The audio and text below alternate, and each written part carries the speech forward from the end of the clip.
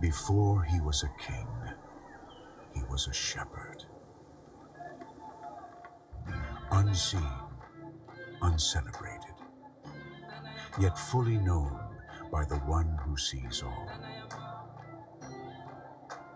He faced giants, not with sword or strength, but with trust. He worshipped with abandon, not for show, but from a soul undone by love. He failed, he fell, but he never stopped running toward God. In the highs and the depths, his heart beat for one thing. David was a man after God's own heart.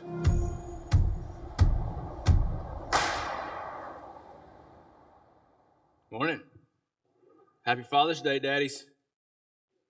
Yeah, I'm glad you are so excited about it. Yes, I'm a father. Right. So we're gonna have Slim Jims at the end for you. So be sure and grab one on your way out. All right.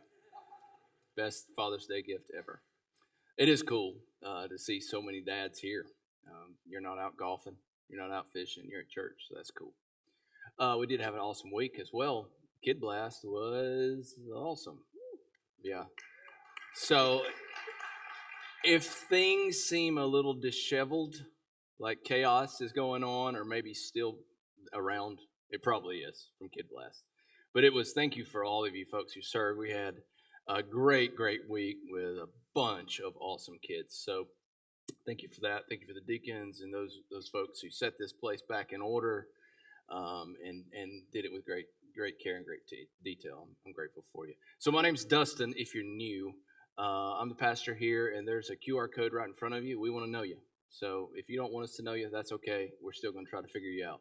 But if you want to give us information, there's a QR code right there, and we'd be glad to answer any questions you have about Connect. So you ready to get going? 2 Samuel chapter 15. Who's been reading along or reading ahead? Anybody been reading ahead? You know what's coming? It's probably not a very familiar David story to you. We are in the drama known as David's life. But before we get there, I want to talk about a couple of things. Think about the decades of your life. How many decades have you been alive? Let's think about the adult decades. In your 20s and 30s, it is likely that you were enticed, and more enticed than you will be in other decades, with a temptation of passion. Some would say lust, but we might also include within that the need for achievement, the need for the ambition to be and do and make something great of yourself. In our 20s and 30s, this is the great struggle that we work through, we fight through, that Satan would tempt us with. In our 40s and 50s, it kind of changes. And the enticement then becomes to status, or this symbol of achievement, this symbol of success. And so things that would come into our life are materialism and greed, and maybe even in my life, it's busyness, because I'm in my 40s. And then you move to your 60s and 70s, and there's a new enticement. It doesn't just go away. Satan doesn't give up.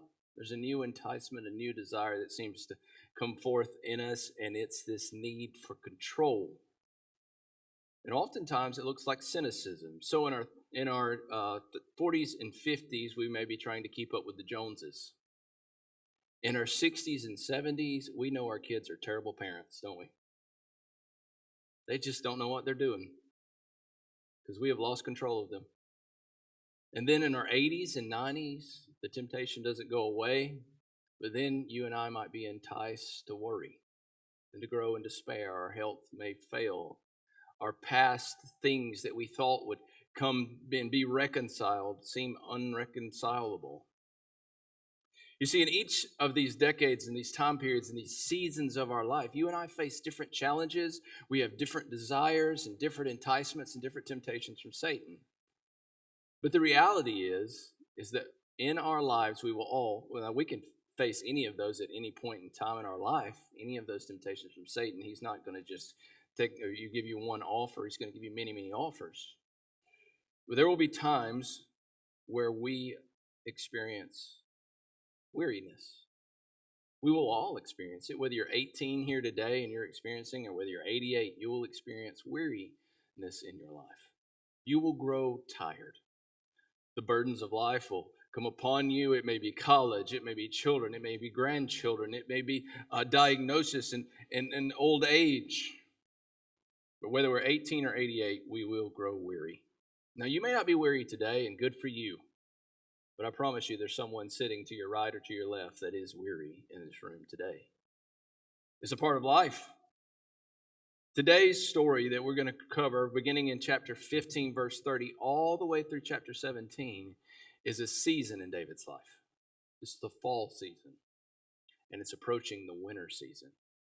We followed David through each of these decades in his life, if you think about it. He was the boy, shepherd boy, pulled from the sheepfolds by God when his father said, "You're not even welcome at the table, son." He spent years when he wanted to be ambitious, when everything in us wants to go. Those young years waiting on his anointing to become an appointing, waiting to become king. Then he becomes king and he experiences the summer. Right? He experiences the summer of life where everything's in bloom and everything's growing strong. And God is blessing him in a way that seems unimaginable to him, that he can never pay back. His kingdom is incredible. And then he has the cataclysmic fall. And in his 50s and 60s and moving into his 70s, he's a failed father. His family's in turmoil. His throne has been taken from him. And that's where we are in David's story. He's not that boy. He's not even a young, strong man ruling in power. He's not a young lion anymore. No, he's an old lion in want. He's an old lion with young lions at the door. He's in the fall of his life, and winter seems to be quickly approaching. David's in his 60s, probably his late 60s at this point. And if you remember from last week, or 2 weeks ago, David has had his kingdom stolen from him by his own son, Absalom. Absalom has taken David's throne. David knows that he can't fight or will not fight his own son for the throne, and the young lion Absalom takes the throne. But David's going to experience betrayal and burden and weeping and weariness over and over in these next 2 chapters. But he's going to teach us a lot about how we deal with weariness, or how we should. You see, the overarching point of this text, I believe wholeheartedly, is this: God is faithful, even when you and I are weary. Kids, you ready? Here's your assignment. From chapter 15, verse 30, all the way through the end of chapter 17, I want you to tell me, I want you to find them, and I want you to highlight them and write them down. How many times is the word weary used in this text? It's used about, I can't tell you the answer because you're looking for it. It's used several times. In each of those, it's not used a ton of times, but each of those seem to be these markers and these reminders of where David is emotionally, where he is in life, and how life is treating him. David is weary.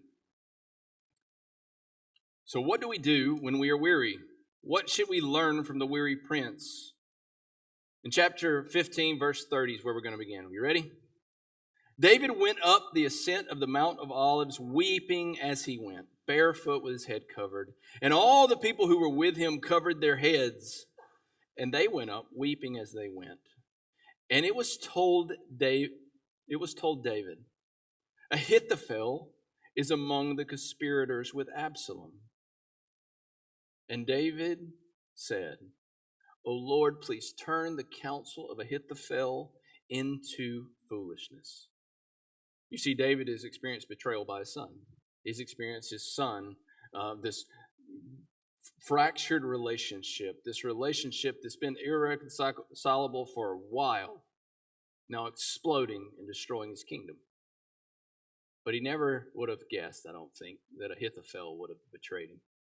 Ahithophel was an old friend, one of David's oldest friends. He was older than David. He was of the old guard, the old guys that were around when Saul was there, and David was just a boy. Ahithophel probably watched him come up through the ranks and the struggle of the ambitious young man holding back in humility, a man after God's own heart. Ahithophel was one of the wisest, he's said to be one of the wisest counselors, one of the wisest men in all of Israel. And now David at the end, wondering if it is the end, maybe even believing that it could be the end for him and God's rule and reign in his life, sees his most trusted advisor, Ahithophel, the wisest man in Israel, switch teams. He goes with Absalom. And I want you to look at what David does here. O Lord, please turn the counsel of Ahithophel into foolishness. It's our first lesson. When I am weary and I'm to do as David did, David prayed. So I pray to God. Cliche, I know. Yeah, thanks, preacher. Glad I showed up today on Father's Day and I'm not playing golf. You told me to pray. David prays, but the prayer is interesting. The prayer is simple. The prayer is immediate. It isn't fancy. It isn't a psalm that David wrote down in his journal and said, hey, put music to this. It isn't some big grand declaration on a stage. No, it is a man weary and weeping with his head covered and dust on his forehead and a man whose life is totally falling apart. And in the moment, he hears the worst possible news. And he says, God, fight for me. Oh God, would you take and make the counsel of the wisest man that I know foolishness? It's a breath prayer. It's a prayer of, oh, God, help. God, fight for me. I don't know if you pray those type of prayers. I do. There's a point in time where I've learned, even with the little things or the things where life just seems so frustrating and I grow so angry over the stupidest things, to just say that prayer. God, would you fight for me right here in this moment? God, would you fix this? God, would you come to my rescue? And David prays that one sentence prayer. Oh God, would you turn the wise into a fool? One sentence, David prays. No grand Solomon-like prayer that goes on for days. No pontification, just a desperate plea to God. He brings his weariness to God. One sentence prayed, and God is going to take 2 chapters orchestrating chess pieces. When everybody else is playing checkers, God's playing chess, moving players in place, building a spy network, bringing about pride in a man that is full of pride and vanity to bring about the answer to David's prayer. David had no idea that God would answer it. David may have even thought, man, there's no way God can make this happen. Although David had seen God slay a giant. When we are weary, we must pray. You must pray. And it means to be your sincerest emotion, your greatest honesty with God. Oh God, would you work here? No clever turn of phrase, just honest prayer of weariness before God. That's our first lesson. The second lesson follows in verse 32. Verse 32 says this: while David was coming to the summit where God was worshipped, underline that, behold, Hushai the Archite came to meet him with his coat torn and dirt on his head. David is going up the Mount of Olives. I said 2 weeks ago that it was west, and that was just a total misspeak. It's east. He's 1 mile away from Jerusalem. He's 1 mile from his son, who wishes not just to take his throne and put him on the archives over here, but to put him in the ground to kill him. He's 1 mile from an army and rulers and people that are wise and capable and strong. He's 1 mile from them. He's on the Mount of Olives, and there's this, happens to be this altar there. Think of church, a place where God is worshipped. And it says very specifically that David went there. Now, it does not say that David praised God there, that he worshiped God there. It just simply says that he went there. And I think that's important that we have this ambiguity in the text. I do believe that your next lesson is that you and I should praise God when we're weary. We should choose to praise him when we're weary. But before we jump to that conclusion, let's think about it. David just goes to church. You're here. You're at church. Glad you're here. When we are weary, we need to be in proximity of praise, even if we feel like we can't praise God for what's going on, because it seems like there's nothing that is praiseworthy. Proximity is important. Modern psychology study reveals something known as the proximity effect. Anybody familiar with the proximity effect? You all are, but you may not know the definition. Right? The proximity effect says this. It's the principle of psychology that suggests people tend to form stronger relationships and influence each other more meaningfully when they are physically and socially close. So being physically around someone makes you be like them, essentially. It's a leadership thing. It's all over leadership podcasts, leadership books. The Proverbs would say it this way: walk with the wise and you become wise. Walk with the fool, or he who surrounds himself with fools suffers harm. We'd say it to our students this way: show your kids, show me your friends and I'll show you your future.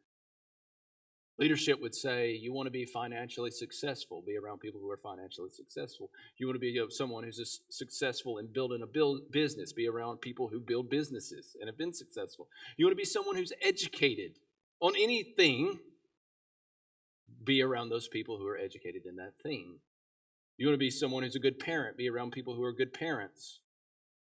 The people you surround yourself with, the people you involve yourself with, the people that you are, according to the proximity effect, are physically near and socially involved with, you become more like them.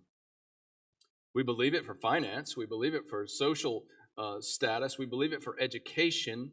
We believe it in business. The same is true in spiritual success. That's the reason we do life groups, right? We want you to sit around a table with people who are growing in the Lord, people who are ahead of you, people who are behind you, people who have the same goal as you, that I might grow to be more like Jesus, that I might know him more, that I might live by the power of the Holy Spirit, that I might throw off sin, that I might walk as a parent guiding my children. Proximity is incredibly important. And I believe that proximity to praisers of God consequently moves us to praise God even when we are weary. David writes a psalm. Turn over to Psalm chapter 3. So it says that David wrote this psalm, chapter 3 specifically, but I believe it's probably most scholars would say chapter 4 as well. Psalm chapter 3, David writes this psalm of praise to God. I want you to look at it. O Lord, how many are my foes? Did he write it there at the worship hour? Did he write it there after he's talking to Hushai? Did he write it afterwards? We don't know exactly when he wrote it, but what we know is he wrote it. O Lord, how many are my foes? Many are rising against me. Many are saying of my soul, oh, there is no salvation for him in God. But you, O Lord, are a shield about me, my glory and the lifter of my head. I cry aloud to the Lord, and he answered me from his holy hill. I lay down and slept and woke again, for the Lord sustained me. I will not be afraid of many thousands of people who have set themselves against me all around. Arise, O Lord, save me, O my God, for you strike all my enemies on the cheek and you break the teeth of the wicked. And look at verse 8. Conclusion. Salvation belongs to the Lord. Your blessings be on your people. Now, what we might ask, if he wrote this in the time that he is fleeing from Absalom, how did he know that salvation belongs to the Lord and that he would strike the cheek of his enemies and break the teeth of the wicked? Well, he didn't. You see, weariness or worry or burdensome things, this focus in our mind, this emotional reaction to difficulty in our lives, you see, it focuses on the problem, doesn't it? That's the reason we grow so weary. We focus on the issue at hand. We focus on the magnitude of the obstacle in front of us. And praise, however, tells us to focus on the God who is bigger than the obstacle. Weary focuses on us the size of the problem. Praise focuses on the solution or the solver of the problem. So David makes this quick stop by church, and you and I should gather that praise grows contagious in him from his proximity.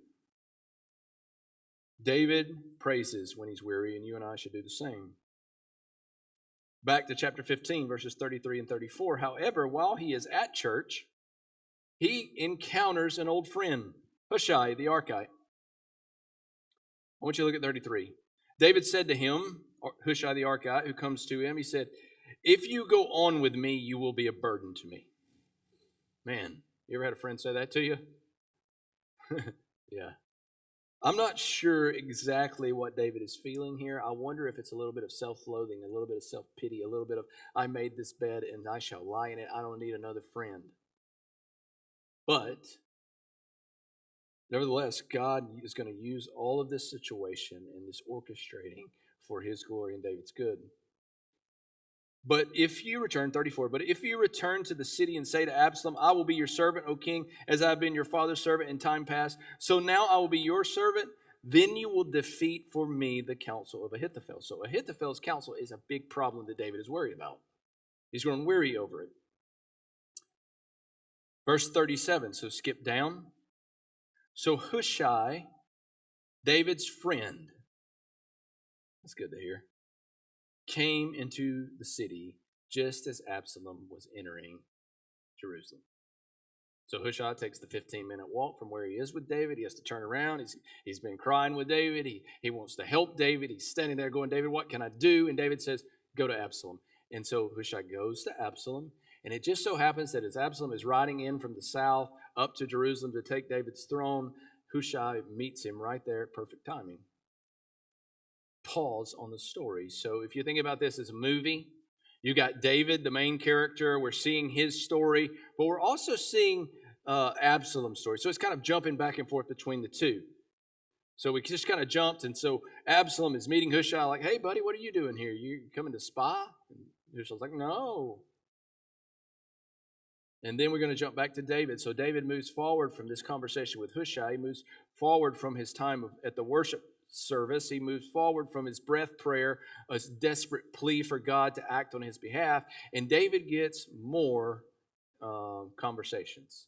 And this conversation is interesting. In chapter 16, the first four verses, David encounters Ziba. Anybody remember Ziba? Anybody really been getting into this and remember Ziba? Oh, me and Lindsay? Okay, good. We may have talked about it this week, right? Ziba was the servant of Saul, if you remember. And back in 2 Samuel chapter 9, when David goes, is there anybody left of the house of Saul or left of the house of Jonathan that I can show favor, that I can show love, that I can show mercy? Is there anybody that I can show mercy to? And Ziba goes, hey, I remember a guy. His name is Mephibosheth. Now you getting it?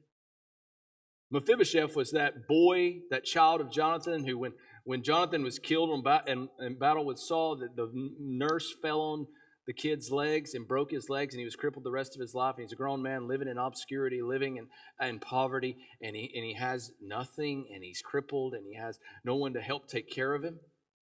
And David says to Ziba, go get him and bring him back, and he's going to sit at my table with my boys. He's going to be my child. I'm going to show the hesed of God, the kindness, loving kindness of God to him. So Ziba is the servant who made all that happen, and Ziba would be the caretaker of Mephibosheth. Ziba happens to show up to David with a bad news sandwich. He's like, David, I got a whole bunch of donkeys. I got some bread. I got some wine. I got some good stuff to help you on your journey. I'm here for you, David. And David goes, where's Mephibosheth? He said, well, Mephibosheth, he said he wasn't coming.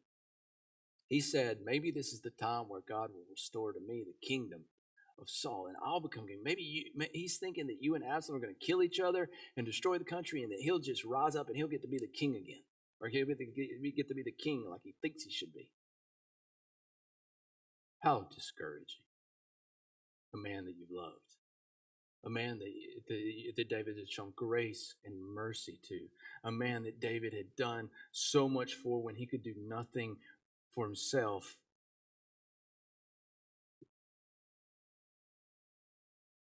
Drops David like a bad habit. Leaves him in his time of distress. He's betrayed again, or so it seems. The problem with Ziba's statement, which is what I find most interesting, is that it's fake news. It's fake news. Ziba is telling a lie about Mephibosheth, which we will find out later when David confronts Mephibosheth about it. But it's fake news meant to manipulate David. So when you and I are weary, we should hear this truth. There will always be people who will see our weariness, and they may come to us with boatloads of food and drink and donkey, or whatever it may be in our world. but they are coming with selfish intentions. Ziba comes to David with all these things in order to manipulate David to give him the house of Saul. David gives it to him. Impulsively, he makes that decision. There will always be someone who comes to you in your weariness looking to capitalize on your pain, looking to capitalize on your trouble, looking to gain for themselves. The story continues, and so do the discouragements. David is weary. David is burdened. And the trolls come out. The Facebook trolls, the Instagram trolls, the Twitter trolls come out. Verse 5 of chapter 16, there's this man named Shimei. Now, Shimei is the house of Benjamin, which means he's the family of Saul. He's not a direct descendant of Saul, but he's the family of Saul. He holds the same political ideologies. His family should be, the tribe of Benjamin should still be in control. Jonathan should have never died. Jonathan should be on the throne now if Saul was dead, but if Saul was alive, he should be on the throne. So Shimei has been hiding in the basement. He's been in a hole, hiding out, disgruntled with the rule and the reign of David, with the leadership of David for, at this point, 20, 25 years. Shimei sees this David, weak and weary, just happens to walk by his house, and Shimei goes, I got a good opportunity to kick him.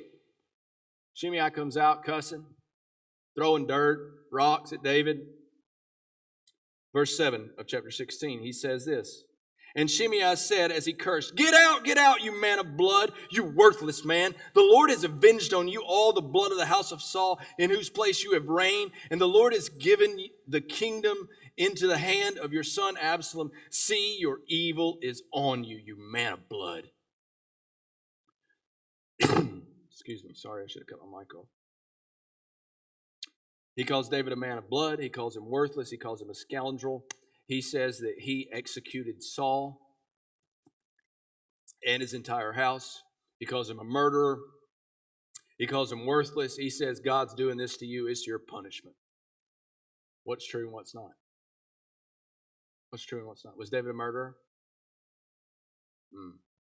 Yeah.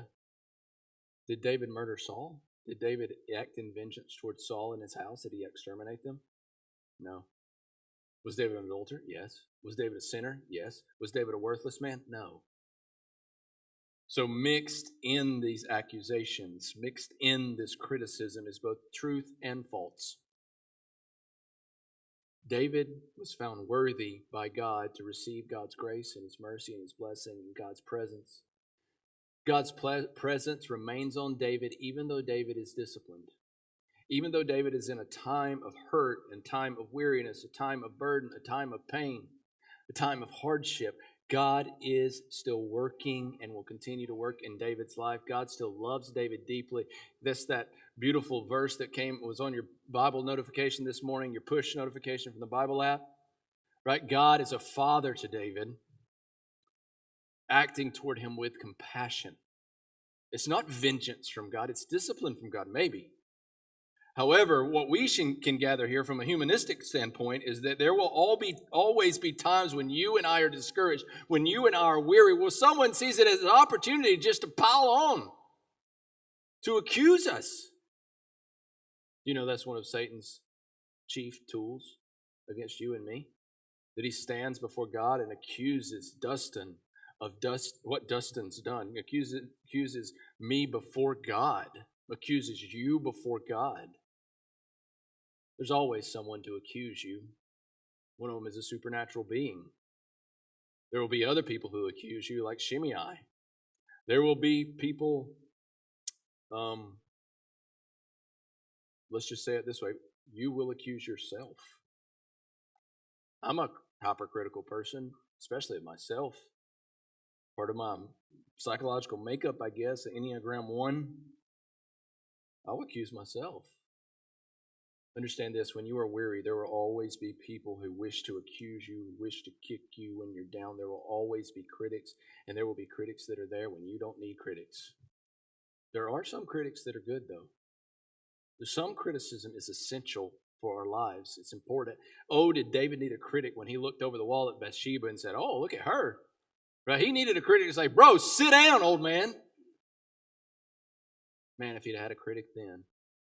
So how do we handle critics? How do we know who are the accusers, and how do we know who are their critics? Because some accusations are true, some accusations are false, and oftentimes they're mixed together between truth and false. Whether it's something we're accusing ourselves of, whether it's something that Satan is accusing us of, or someone else is accusing or criticizing us of. David shows us how to handle it. Verse 11 and 12.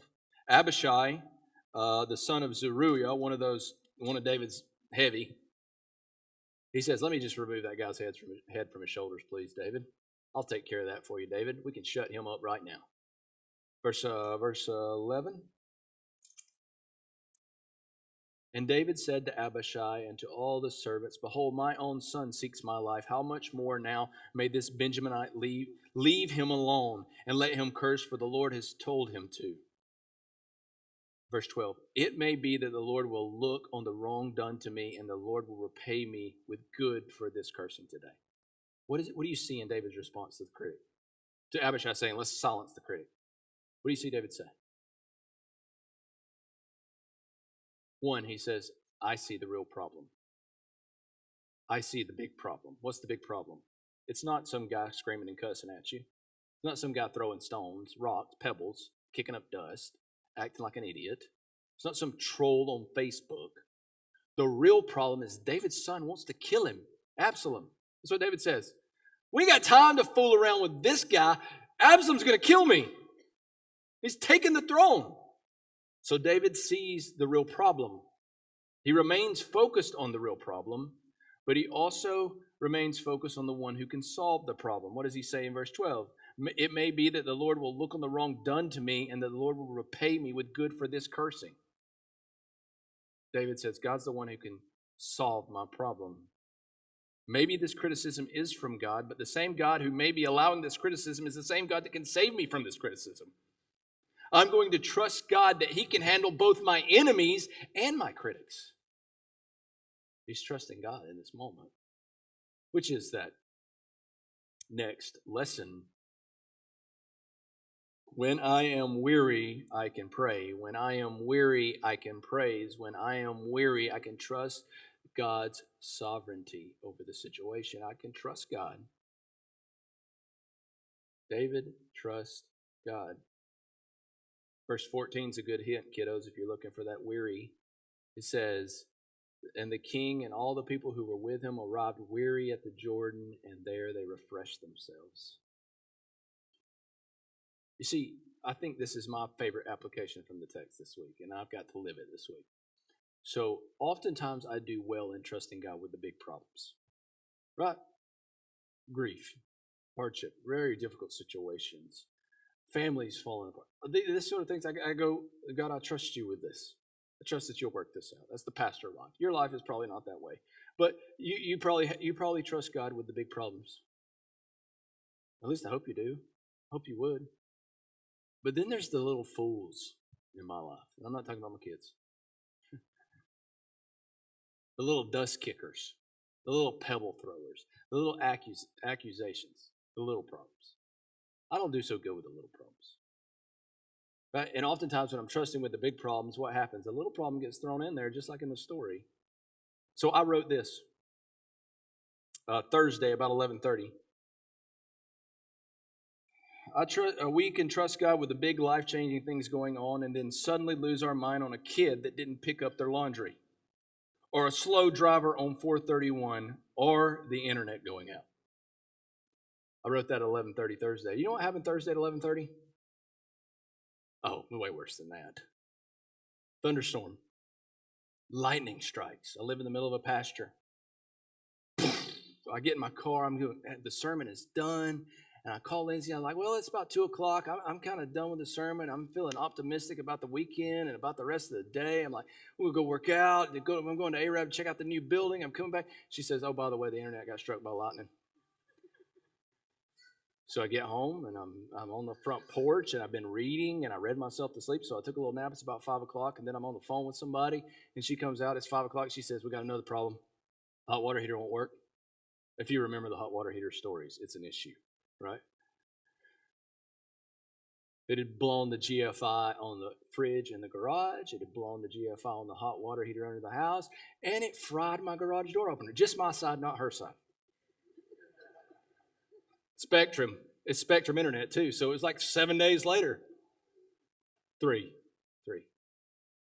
The little problems. Oh, a fool throwing dust. I had to practice what I preached this week, and I'm not sure I did a great job with it. David trusts that God is in control with the big problem, Absalom, but he also trusts that God is in control with the fool throwing rocks. I think that's a sign of maturity that David says, let God handle even the little stuff. Now, we got to keep moving. Verse 15 of chapter 16, the scene switches. It moves from David now to Absalom. Absalom's got Ahithophel there with him. Ahithophel's there with him. And Absalom says, what should we do? And Ahithophel goes, well, you should go in and sleep with the 10 concubines that David left at the house. Put them on the roof, throw a tent up, let everybody see them going in and out. Show the world how awesome you are by sleeping with all of David's ladies. Absalom goes, good idea. Right? And so he goes in and he sleeps with these ladies. Ahithophel, the wisest man, gives Absalom really bad advice here. That's the worst advice he could have given him because it creates this, it eliminates David's or Absalom's opportunity for reconciliation with David, but it also puts him in a weird place with all the people of Israel who believe in God and trust him and follow him. Because that would be punishable by death according to the Torah, to sleep with his father's wives. Why did Ahithophel do that? I don't know. We got to go quick. Ahithophel had a son whose name was Elim, who had a daughter whose name was what? Bathsheba. Ahithophel was Bathsheba's grandfather. He's been holding bitterness, harboring bitterness for 25 years. And now he gets the opportunity to do the ironic work of where this all started with his granddaughter and go, Absalom, go right up there on the roof. Right where your daddy leaned over and looked at my granddaughter and took her.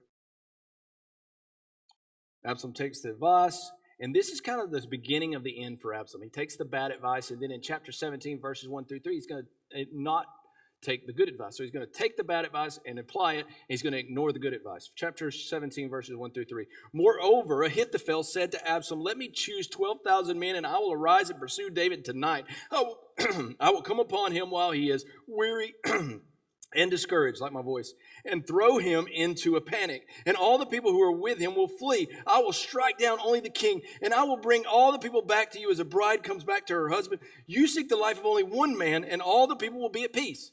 Ahithophel gives him really good advice. He says, here's what we're going to do. Precision strike. I will handle a commando raid. I will take and make a drone strike on David right in the middle of the night. He's a mile and a half from us. He's less than a half hour from us. We will go and we will get him not now. Absalom doesn't take the advice. Absalom goes to ask the other counselor in the other wise man in the community, and it's this guy named Hushai, who happens to be David's spy, David's double agent. Hushai stands up and he goes, "Can you imagine being that guy?" Like, oh, okay, I got to get this right.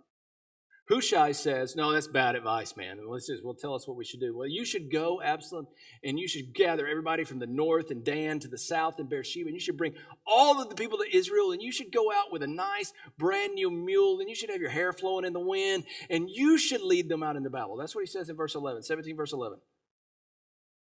You go to the battle in person. So he stokes Absalom's pride. He stokes Absalom's vanity, and he says, you go out and you look really awesome doing it. You got that hair. You know, we've already talked about your hair and how there's not a flaw in you from the sole of your feet to the top of your head. You're going to have a huge army. You're going to lead a ground invasion. You're going to look incredible with that armor, biceps just, bursting forth. You'll be a rock star, Absalom. Absalom goes, sounds like a good idea. Yeah, dude. Absalom had all the glory. He loved it. He had all of Israel. He had the wisest counselors. He had all the women. He had the best looks. He had the throne of his father that David waited for years. He had it without a drop of blood. David had one thing: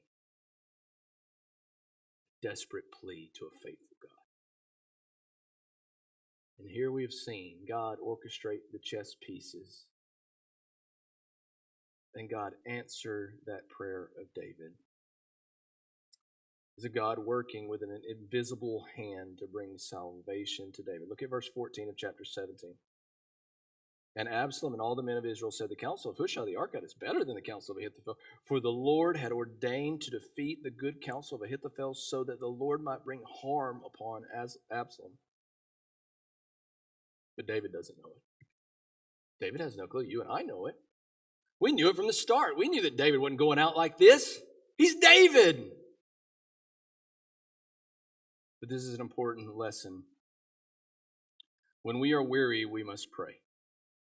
When we are weary, we must praise. When we are weary, we must trust.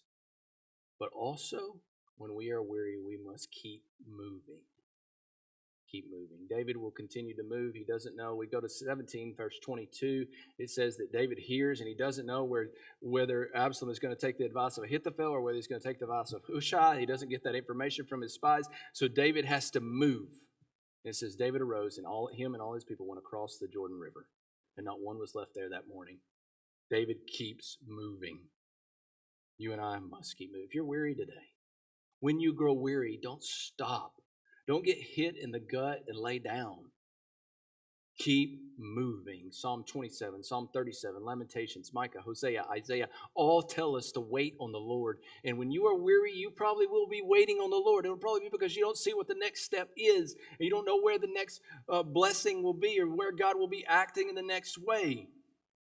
But waiting on the Lord never means cease all activity. Waiting on the Lord is not a passive pause, but is an active trust. It is you and I saying, God, I will take the next step that you have for me. I will continue to move toward you. Keep moving. Don't stop. Keep moving forward. Band, you guys can come on up. If you are weary today,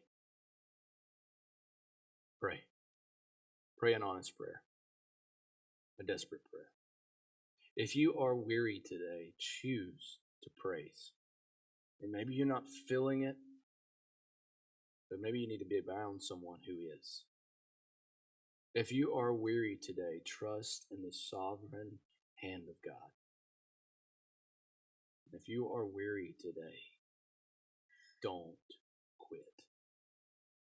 Keep moving in faith. Waiting doesn't mean that you stop giving. Waiting doesn't mean that you stop serving. Waiting doesn't mean that you just take some time for yourself. Waiting means that you turn your attention, your actions, your heart to God. What did you think about this story? I think this is such a fantastic understanding to realize that you and I know the end of the story, but David didn't. What did David see? Right? Like in that moment, in that time, what did he actually see?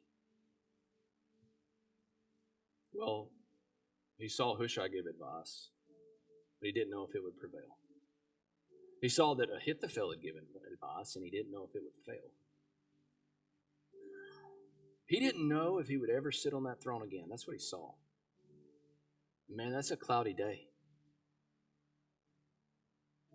He had no idea what the future held. He didn't know where God was working. He didn't know how God would make it happen. He did not see it. What did he see? Well, he saw what he could see when he looked backwards. He saw a God that had been faithful. He could look back and he could see that time in the sheepfold. He could look back and he could see that horn of oil poured over his head by Samuel, the old guy. He could look back and he could see the head of Goliath there in his hand, the stones in his pouch. He could look back and he could see Nabal cursing. He could look back and he could see Saul laying in the ditch naked. He could look back and he could see the Ark of the Covenant being brought in before him. He could look back and he could see Nathan knocking on his door. He could look back and see a God who was faithful. See, we can't see the future, but we can certainly see the past. Hindsight's 20/20, isn't it? See, weariness has this way of making us see cloudy.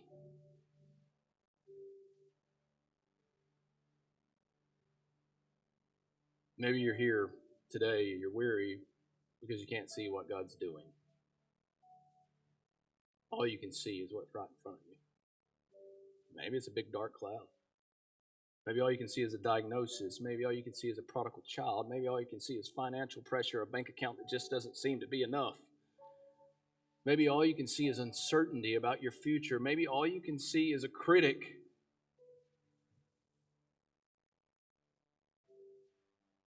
God is faithful. Jesus said, not just to David, but to you and to me, come to me, all who labor and are heavy laden, and I will give you rest. Take my yoke upon you and learn from me, for I am gentle and lowly in heart, and you will find rest for your souls. For my yoke is easy and my burden is light. Come. Come to the God who's bigger than the diagnosis. Come to the God who's bigger than a wayward child. Come to the God who's bigger than finances. Come to the God who's wiser than the wisest. Come to the God who is faithful. His name is Jesus. I know you're going through stuff. And I think I could probably go on for another hour of just talking scenarios. I don't think I have to. I think that's the work of the Spirit. You can come here. Maybe proximity is important for you today. Maybe you don't know what to pray. You're so overwhelmed. Maybe you come here and just let somebody pray over you. Maybe you pray there at your seat. Maybe you raise your hands in praise as we sing. But no matter what you do, come to the one whose yoke is easy and burden is light. The one who can give rest. The one who has been faithful from the very beginning and will be faithful to the very end. Come to Jesus. Let's stand and sing.